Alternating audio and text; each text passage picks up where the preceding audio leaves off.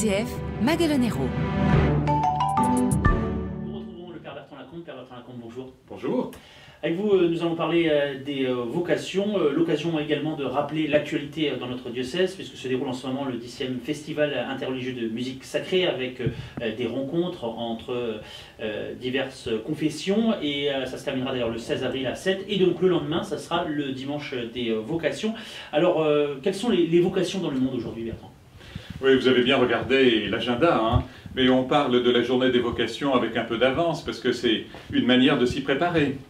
Alors, le slogan de RCF, c'est « La joie se partage ». Alors, je voudrais commencer par cette joie qui est présente dans notre monde, malgré les épreuves que nous connaissons. Mais la joie est là de différentes manières, dans les relations que nous avons les uns avec les autres, dans la création, dans l'amour. Il est en train de sortir ce nouveau texte du pape. Donc, différentes expériences de joie que nous rencontrons. Et dans ces joies, eh bien, il y a aussi la joie de l'expérience religieuse. Alors, il y a des fois, pour que ça devienne une vocation, il en faut un peu plus. Il en faut un peu plus, c'est-à-dire une vraie rencontre avec le Christ, c'est-à-dire des démarches ecclésiales qui soient belles, qui soient encourageantes, c'est-à-dire aussi un accompagnement spirituel, c'est-à-dire la possibilité de reprendre sa vie avec un prêtre, avec un religieux, une religieuse. Et là, on se dit, oui, le Seigneur m'appelle. Je veux répondre au Dieu miséricordieux dans une vocation. Donc vous voyez, parmi ces joies, eh bien, il y a bien celle des vocations sacerdotales et religieuses. Alors, avec la diversité de ces vocations, y a-t-il des points communs dans tout ça, Bertrand ? Oui, c'est vrai que quel est le point commun finalement entre une ermite, une moniale, un religieux, un prêtre ? Eh bien, je crois qu'il y a le fait de tout quitter pour le Christ, que l'on rencontre dans la prière, que l'on rencontre dans les autres, mais que l'on ne voit pas physiquement, comme on peut voir sa femme ou son mari. Donc tout quitter pour rencontrer le Christ et se donner à lui dans le célibat. Donc là, je crois que c'est vraiment ce point commun que l'on retrouve dans toutes les vocations religieuses et sacerdotales. Il y a aussi le fait d'annoncer le Christ dans une vie communautaire, plus ou moins marquée, mais en tout cas avec d'autres. Il y a une insistance plus particulière sur la prière. Il y a le fait aussi de participer à une œuvre commune, dans un couvent, dans un monastère, dans un presbytérium, c'est-à-dire au sein des prêtres du diocèse. On ne fait pas tout. Il y a des choses qu'on fait bien, et les autres, eh bien, ce sont d'autres qui vont le faire.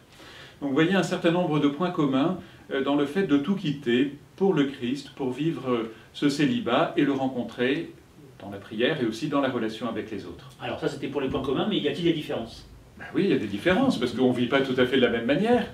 Les moines, les moniales, les religieux, ce qu'on appelle aussi les consacrés, les ermites, vont vivre dans une spiritualité de leur fondateur, et donc vont équilibrer la vie de prière, la dimension apostolique, selon les charismes. Chez les moines et moniales, on a un peu plus de prière, mais l'apostolat est vraiment vécu dans la relation avec les autres moines et moniales, et dans la vie religieuse, une prière qui est profonde, mais il y a davantage la dimension relationnelle avec les autres qui rentre en ligne de compte.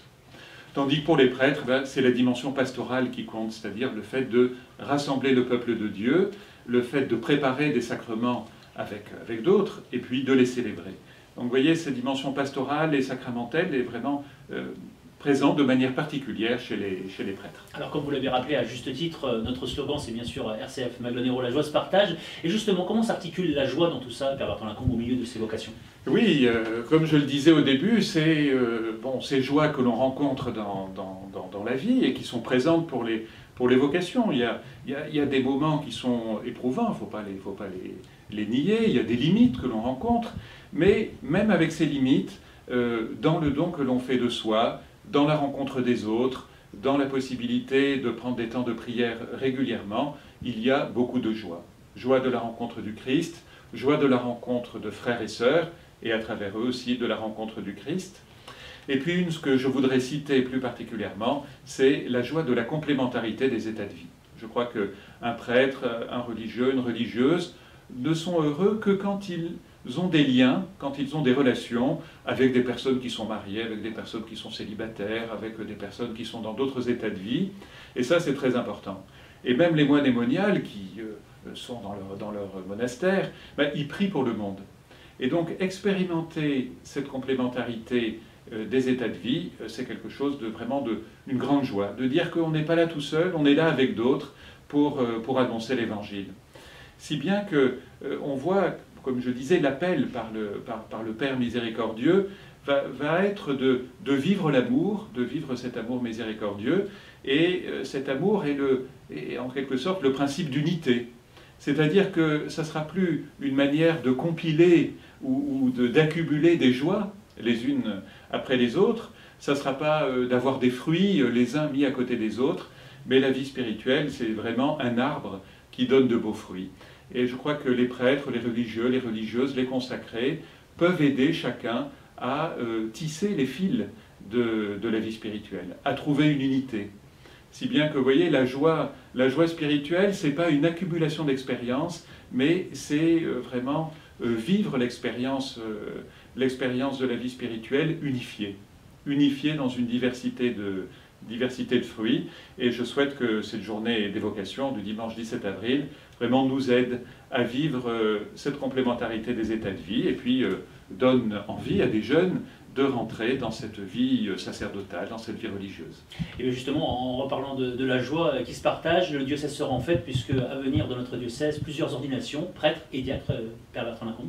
Oui, vous avez bien vu, ça commencera dès le jeudi de l'Ascension avec Raphaël Duchamp qui sera ordonné diacre en vue de devenir prêtre à la cathédrale, et puis nous serons le 29 mai à Sète avec Nicolas Pietrouche, et puis encore une ordination diaconale en vue de devenir prêtre avec Mathieu Margé le 26 juin à Notre-Dame de la Paix, et puis une ordination sacerdotale pour Umberto, ça sera le 19 juin à la cathédrale de Béziers. Merci, Père Bertrand Lacombe. Merci à vous. RCF Magalonero.